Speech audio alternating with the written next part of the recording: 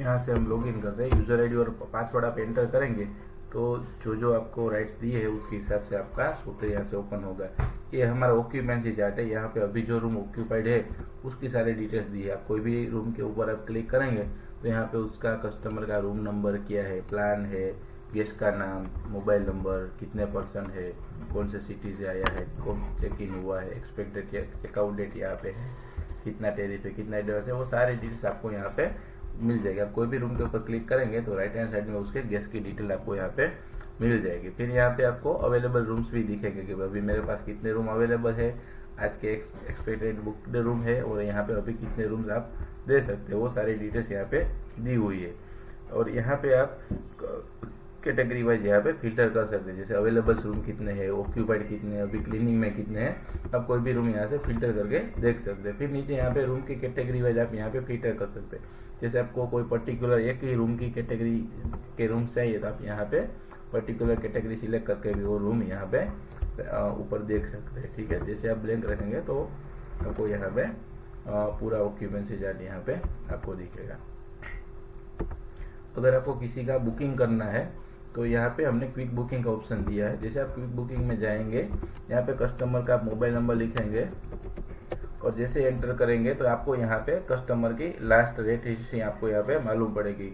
आपने उसको कौन सी डेट में चेक रूम दिया था, कौन से कितने अमाउंट का दिया था, तो आपको यहाँ पे पता चलेगा। इससे क्या होता है कि कई बार लास्ट टाइम कोई अलग अलग कस्टमर को अलग अलग आप रेट देते हैं तो आपको यहाँ पे आइडिया आ जाता है कि भाई इस कस्टमर को हमको कितने में रूम दिया था और कौन सी कैटेगरी का था।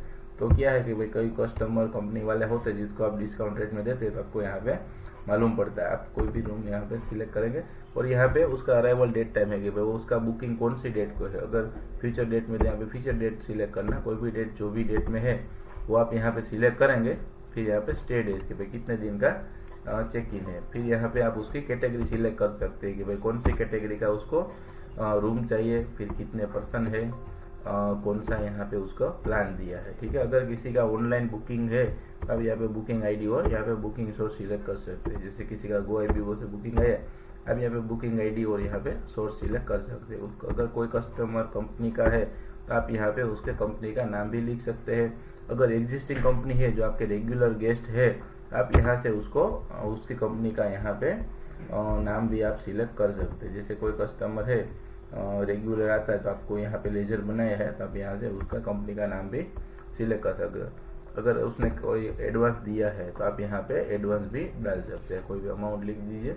यहाँ पे वो एडवांस कौन से मोड से आया वो आपको यहाँ पे देखना है, आप यहाँ पे एडवांस देख सकते हैं। और यहाँ पे कुछ इंस्ट्रक्शन करना है तो इंस्ट्रक्शन डाल के सेव कर सकते हैं। जैसे सेव करेंगे कस्टमर को एक व्हाट्सएप मैसेज आता है कि आपका बुकिंग कंफर्म हो गया है। जैसे आपने बुकिंग डाला तो उसकी इफेक्ट है वो आपको यहाँ पे अवेलेबिलिटी चार्ट में दिख जाएगी कि भाई कौन सी डेट में आपके पास कितने रूम्स यहाँ पे है। तो यहाँ पे हमने जो जो आज के बुकिंग्स है आपको यहाँ पे डिस्प्ले करेंगे। कोई भी डेट आप दिखेंगे कि भाई नेक्स्ट डेट में कोई भी एक डेट को आपको बुकिंग चाहिए तो यहाँ पे उस डेट में आपके पास कितने रूम्स अवेलेबल है वो आपको यहाँ पे दिखेगा। अगर आपको और फ्यूचर डेट का देखना है आप यहाँ पे नेक्स्ट 20 डेज, नेक्स्ट 30 डेज का ऑप्शन सिलेक्ट करके कर सकते हैं। आपको बुकिंग का एक्सेल शीट चाहिए तो आप यहाँ से एक्सेल के ऊपर आप क्लिक करेंगे तो जो बुकिंग्स है उसकी आपको यहाँ पे एक्सेल शीट भी यहाँ पे प्रोवाइड हो जाती है। आप उसको सेव करके कोई भी अपने यूज़ के लिए कर सकते हैं। अब जब कस्टमर चेक इन हो जाता है, जब बुकिंग कंप्लीट हो जाता है, कस्टमर जब चेक इन करता है तो चेकिंग के लिए हमने एकदम इजी प्रोसेस दिया है। उसके लिए आपको उस रूम के ऊपर राइट क्लिक करके रजिस्ट्रेशन करना है।